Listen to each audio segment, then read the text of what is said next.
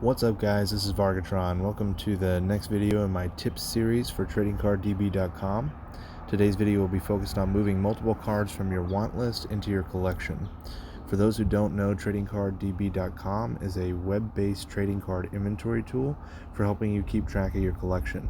I use it all the time to update my collection when I get new cards in the mail or when I'm working on a trade and I need to find out which cards I need or already have. It's a great free online tool for inventorying and managing your collection, and I highly recommend it. Unfortunately, a major drawback of the platform is that it doesn't currently have a mobile app, which means if you want to manage your collection from your phone or your tablet, you'll have to log into the mobile version of the website from your mobile device browser. While the mobile version of the website works quite well, it can be a bit cumbersome to navigate, especially if you don't already have some things in place to make it a bit easier. For this video, I'll be using the mobile version of Google Chrome on an Android device. While the basic principles discussed here can be applied to other mobile devices or browsers, the steps to accomplish them may be a little bit different depending on which operating system and which mobile browser you use. So without further ado, let's get to it. So if you've used tradingcarddb.com before, you may have already experienced some frustration when trying to update your collection, particularly when trying to move several cards from your want list into your collection. For you to understand the method I'm about to show you, you first need to understand one of the more frustrating quirks of tradingcarddb.com and how to work with the different lists provided by the platform. Tradingcarddb.com has several lists you can sort your cards into, and I'll scroll down to the bottom here so you can see those. So blue cards are in your collection. That's where you mark all the cards that you actually own, and they're indicated by the blue rows. You also have a want list indicated by red rows where you mark the cards that you still need, and a for sale trade list indicated by the green rows for marking all of your dupes or cards that you just don't want. The cards listed in white rows are cards that you haven't already sorted into another list. So these are the cards that are part of the set, but that you have not already indicated how they're associated with your personal collection. Adding cards to your collection that have not already been sorted, i.e. the cards in the white rows, is simple. Simply tap on the checkbox next to the card. So for example, card number 2 has not already been sorted, so I'll just tap on the checkbox next to it, and you see it automatically updated that to a blue row, and that card is now in my collection. I can do that again with card number 7, and now card number 7 is in my collection. Where this becomes frustrating is that you can only check the box when a row is white, meaning you have not already sorted that card into another list. Tapping the checkbox when the card is in your want list, for example, only highlights the row. So for example, I'll tap on, tapped a little too far to the left there. So try to tap on the checkbox, it just highlights the row for these want list cards. It doesn't actually check the box. So how do we get those into our collection?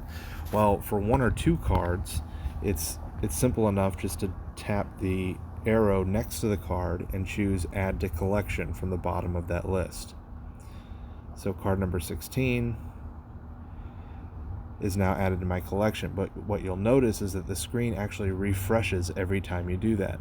If you need to add multiple cards to your collection that are coming from your want list, that can be quite time consuming and a little bit frustrating, because now every single time I tap here, Add to Collection, it's going to refresh the screen. I have to wait for the whole screen to reload, and as you can see, it's not going to load all the cards right away. Depending on your internet connection, it may be a little bit slower. If you're having to do 30, 40, 50 cards, this may be quite annoying. So how do we add these without having to refresh the screen every time? Well, it's actually quite simple. The first thing you need to do is tap on the Actions menu at the top of the collection. So this is the menu right next to the print button on your screen. It says Choose an Action. When you click that, a drop-down menu shows up, and what we want to do is choose the action to remove all cards from want list. I'm going to move this up to the top of the screen here, so it's the second option now from the top of the list. Remove all cards from want list. I'm going to tap that, and it's going to ask me if I want to confirm. I'm going to say OK. What this is going to do is going to take all that red and make it white. And so now these cards, so far as tradingcarddb.com is concerned, are not associated with my collection anyway. So what we can do now, and you probably already see where I'm going with this, is that we can now just go through and tap the check boxes next to all of these. Now, this is a heck of a lot easier than going through and adding each card to the collection manually, because like I said before, it's going to refresh the screen every single time you do that. This does not refresh the screen when you check the checkbox, so it makes it a lot easier to add multiple cards at once. Now, let's say I wanted to add some of the cards, but not all the cards that are on my want list. Let's say maybe I got 10 out of the 50 cards that I needed, and I just wanted to add those really quickly. Well, then you just leave the other ones blank. You don't check the boxes next to those. All you have to do now is go back to your actions once you're done, choose an action, and say add all missing cards to the want list. This is the third option down from the bottom. So I'm going to add all missing cards to the want list. I'm going to confirm. And once the page refreshes, you'll see now all those white boxes are red again. All those red rows are red again. All the white rows are red again. Jeez. So now we can go back through and we can continue to search for these cards that we still need. And so that's it. I hope you found this video helpful. If you did, please leave a like. Also keep an eye out for my other tradingcarddb.com tips videos for more useful information, and happy hunting.